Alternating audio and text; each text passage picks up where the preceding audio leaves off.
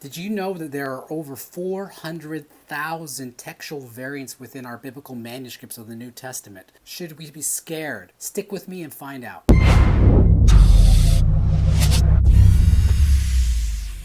What is up, everyone? Welcome to the Puzzle Piece Exegete. My name is Steven Rodriguez, and if you're new to the channel, make sure to hit that subscribe button and that notification bell, because this is the place where we get deep into God's Word. We look at the original languages, biblical context, and today we're going to take a look at New Testament Textual Criticism. What is it? Why is it important? Why do we have over 400,000 textual variants? Does this make the New Testament less reliable? Do we have to run away? Run away! Run away!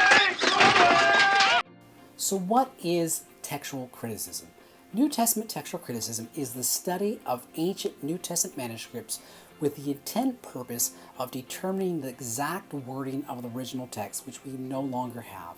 So why is New Testament textual criticism so important? Well, we don't have the original autographs. Those were the original letters or documents that left the hand of the author. But what we do have are over 5,900 official New Testament manuscripts, whether those are fragmentary or large sections or the whole Bible. We have over 5,900 New Testament manuscripts. And among those manuscripts, we have over 400,000 textual variants. So what is a textual variant? Great question. A textual variant is anywhere where one manuscript differs from another in wording. This could be due to spelling, or word order, or word difference, or word omission, or word addition. It is any place where one manuscript differs from another in wording.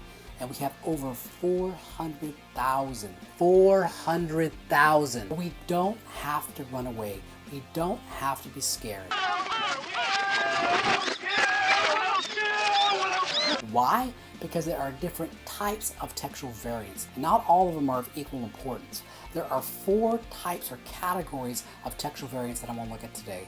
The first category are textual variants that are viable, meaning they could be the original, but they're not meaningful. They don't have any effect, or they don't change the meaning of the text. These are things such as spelling or word order. In Greek, you could say the same sentence a multiple number of ways, which is a lot different than English. And that's going to make up a majority, a good 70% of our textual variants. Things that are viable, they could be the original, but they're not meaningful. The second category are those textual variants that are neither viable, they're not going to be the original or anywhere near the original, and they're not meaningful. They don't change the meaning of the text.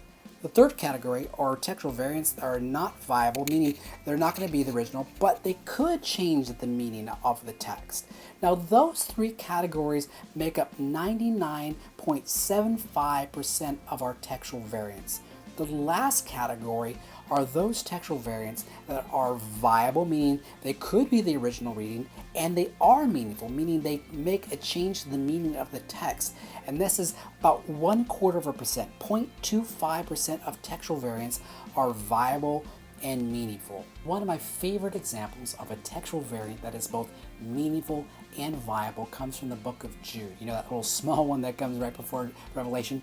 Jude 5. Jude 5 reads in the ESV, "Now I want to remind you that although you once fully knew it, that Jesus, who saved the people out of the land of Egypt, afterward destroyed those who did not believe." While the NIV says that it was the Lord who delivered his people out of Egypt. So which one is it? Is it Jesus or the Lord?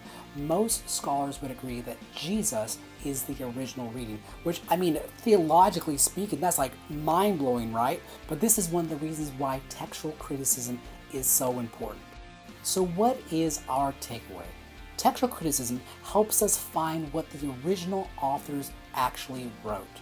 And among that, we have over 99.75% that have no bearing on the text. We have 0.25% of the text of textual variants that are both meaningful and viable. But every single, and I want you to catch this, every single one of those 0.25% of textual variants has no bearing on any essential Christian doctrine and or teaching. Not one. None. Even the most hard-nosed agnostic would admit that of these 400,000 variants, none of them impact any cardinal or essential teaching of Christianity. So do we have to be scared? No. Textual criticism is one of the most fascinating ways that we can study the Bible. It helps us find what the original author actually wrote and allows us to defend our faith and not be scared of talking about textual variants. So I hope you guys enjoy the video. I might do another one in the future. This was just, again, an overview, a 30,000 foot overview of textual criticism and why it's important and why we don't have to be scared. Till next time, guys, keep putting those puzzle pieces together. God bless.